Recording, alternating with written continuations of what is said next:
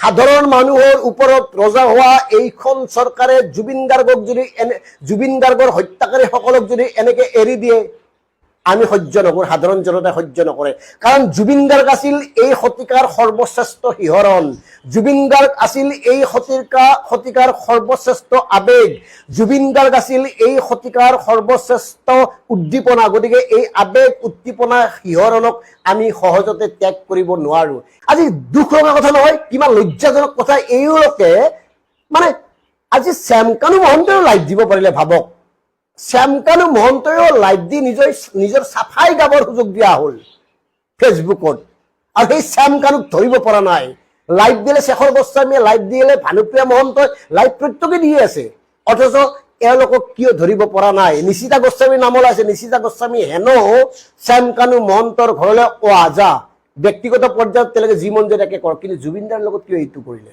ব্যক্তিগত পৰ্যায়ত তেওঁলোকে কাৰোবাৰ ড্ৰয়িং ৰুমত কাপোৰ খোলা আমাৰ ক'বলগীয়া নাই, কিন্তু জুবিনদাৰ লগত কিয় এই খলা কলা কৰা হ'ল? কিয় জুবিন গাৰ্গক এনেকে এৰি দিয়া হ'ল ছিংগাপুৰত? ইয়াৰ বাবে দায়ী সকলো। আমি আজিও ক'লো, আগতেও কৈ আহিছিলোঁ, অনাগত সময়ত কম, আইনে আবেগক গুৰুত্ব নিদিয়ে, আইনক লাগে প্ৰমাণ, আৰু প্ৰমাণ নোহোৱাৰ বাবে এওঁলোক চব হাৰি যাব। আমি ডিকেৰ আজি ক'লো এওঁলোকৰ একো নহয়, আইনে এওঁলোকক একো কৰিব নোৱাৰে, কাৰণ এওঁলোকে নিজাকে সকলোবোৰ কৰিছে। কিন্তু এওঁলোক যে দোষী, এওঁলোক যে অপৰাধী, ইতিমধ্যে অসমৰ সাধাৰণ জনতাই চিনাক্ত কৰিছে। শতিকাৰ শ্ৰেষ্ঠ অসমীয়াজনৰ মৃত্যুক আমি এনেকে এৰি দিম?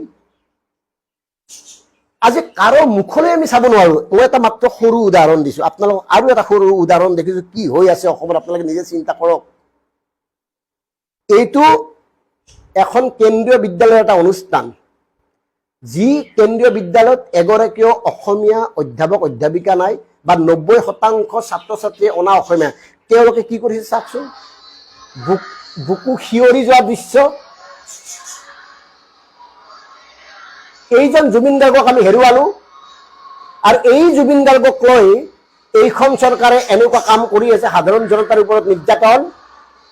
জুবিন গাৰ্গৰ মেইন কালপ্ৰিটসকলক গ্ৰেপ্তাৰ কৰিব পৰা নাই, অথচ সাধাৰণ জনতাৰ ওপৰত ৰজা হৈছে এওঁলোকে। চাওক কিমান দুখ লগা দৃশ্য। সৰু ল'ৰা ছোৱালী কোনেও নাজানে জুবিন গাৰ্গ কি, অথচ জুবিন গাৰ্গৰ আবেগ অনুভৱ কৰি এওঁলোকে প্ৰাৰ্থনা কৰিছে, জুবিন গাৰ্গৰ মায়াবী ৰাতি। জুবিন গাৰ্গৰ ফটোখন মঞ্চত সজাই এওঁলোকে জুবিনক প্ৰাৰ্থনা কৰিছে, আৰু আমাৰ কি কৰিছে? জুবিনৰ ন্যায় বিচাৰি যোৱা সকলক মূৰ ফটাই দিছে।